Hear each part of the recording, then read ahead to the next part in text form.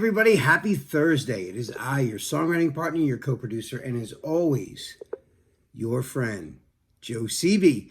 And happy Thursday, guys. And Thursday, of course, is part of our creative writing series that we like to call Picture This.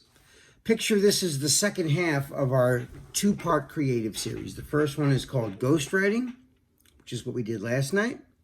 And tonight we're pursuing the second half of that creative exercise, which is called Picture This. What is Picture This? Picture This is when I give you an image, a photograph. Sometimes it's a painting. Sometimes it's a drawing or, an artist rendition, a portrait of whatever it is. And you have to write a chorus based on what you're looking at, okay? There's no words around it, so you have to be descriptive in your lyrics, okay? So, this is an exercise that's not as easy as it sounds, but it's a great exercise to get you to jumpstart your creativity when you're not feeling so creative. Now, all of us, we have bouts of this where like some days we're just super creative, we feel great, and we're just bursting with ideas.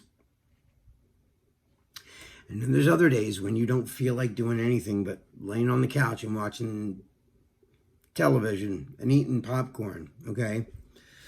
And sometimes you're forced into being creative at a certain time because maybe you have a session with somebody. And so from 4 o'clock to 8:30, you have to be on. You have to be creative because this person's coming to you for solutions, for product. They come here looking to you for the answers, okay? So who do you look for the answers when everyone's waiting for you to give you the answer? You have to come up with the answers yourself. So I created this, well, I didn't create it, but this is like something that I use a lot in order for me to jumpstart my creativity and make me look at something and find a story or a perspective in it, It's not always easy to do. And just like the ghostwriting class, this is one of those exercises where you can't be multitasking things. This is like another reason to go in a room by yourself and shut the door away from the rest of the world so you can sit down and really look at the image that I give you so you can really focus. Okay, and a picture doesn't have any words. It just tells a story based on frozen in time image. And it's up to you to give it a voice. It should already have its own voice in a way. You just have to put it into the right words. When you look at a picture, it's pretty self-evident of what the picture is depicting. Not always, but there is a perspective, and part of that is personal perspective. So if you're looking at something, I want you to write what it makes you feel.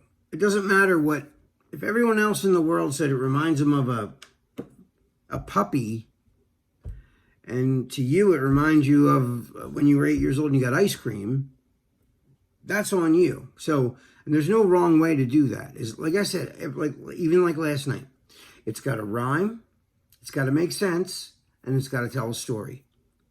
That's it. Everything else is entirely up to you. You're the boss of this universe, whatever this universe is that you're writing about, okay? So, like I said all the time, there's no wrong way to do this. But again, and don't even worry about it rhyming in the beginning. Like when you sit down and stare at a picture, okay, I want you to look at the image and study it. So much so that I want you to look into that picture until you go into a daydream. And the picture's not even there anymore. You're kind of in here, okay? But I want you to focus on the picture until you go into that kind of hypnotic daydream. When you come back out, I want you to start writing down what you were seeing when you were up in here. I want you to write it down.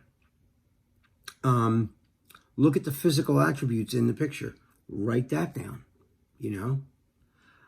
Write everything that's in the picture, because that might tell its own story, and that might be the center of your storyline for this, right? So study the picture, look at everything that's there, look at the emotional overtone. You know what I mean? Like the overall emotional, is it sad? Is it happy? Is it funny? Is it tragic? Is it scary? Is it whatever it is,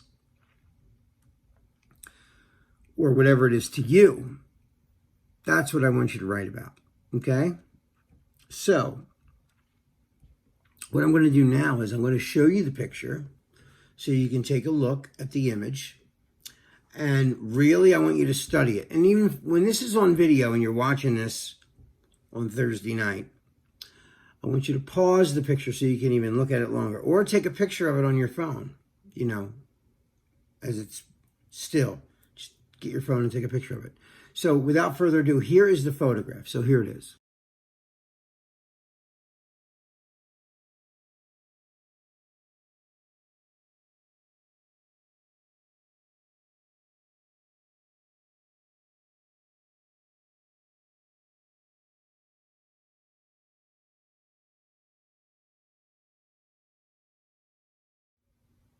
Okay, so you saw the picture. It's a girl holding a heart. In the middle of her chest, there's a bloody spot where her heart used to be, okay? And she appears to be screaming. She's in a kind of an eerie looking place. There's birds flying around her, ravens, I guess. To me, this picture, well, I want you, I'll tell you about what I wrote in a minute, but I want you to come up with your own whole imagery of what this picture is about. So what I want you to do before you even start writing rhymes or lyrics, I want you to write everything that you see in the picture. Write that down. Woman screaming. Heart in her hand, hole in her chest. Long black raven hair. She's screaming. The whole picture has a blue kind of a vibe, and there's trees in the background with ravens. Write all that down. She looks tortured. She doesn't look happy, that's for sure. Okay? I thought that was a cool picture. There was a lot of emotion in that, you know, in the photograph. I thought it was pretty cool, the picture. So so I'm looking at it, and now I'll tell you what my take on it was. Okay, so I have before in my own personal life, because we only draw these things from our own real experiences. So I look at that photograph, and of course I'm not a girl, but I'm a human. So that's the most important part. I've been hurt before in a relationship so much that when the next person comes along, I'm kind of mean to them. I'm mean to them. I'm bitter. That happens to us. We get so hurt emotionally, scars, that when the next person comes along, we take it out on them, and they had nothing to do with it. So that's what that picture made me feel. Okay, so what I did was, and of course, I'm paying attention to what's in the photograph too. So I wrote this not as a bitter thing, but as a tribute to somebody that stuck with you no matter how bad you treated them, okay? So that's what I wrote it about. So this is what I wrote. You carried me when I was broken. So many nights I was lost inside the darkness. Now I'm not just going through the motions. You opened my eyes, gave me your heart when I was heartless. So I'll read that again. You carried me when I was broken. So many nights I was lost inside the darkness. Now I'm not just going through the motions. Opened my eyes, gave me your heart when I was heartless. So that's what I came up with for that. I can't wait to see what you guys come up with for that picture, because that's a cool picture. And anytime, I mean, I always try to give you guys cool pictures, but I can't wait to see what kind of fuel this picture was for your words, for your power of the word, the spoken word, or the written word. I can't wait to see that. All right, guys, that is all the time that we have for tonight. This is your songwriting partner, your co-producer, and as always, your friend Joe Seavey. I love you guys. Be safe. And tomorrow night, I'm going to write a melody to this thing. So we're going to give birth to my melody. But you guys at home, if you think you're capable of writing a melody yourself, write your own melody to your own lyrics for this. All right, guys, that's it for tonight. Love you guys. Be safe. We'll write a melody tomorrow. Peace.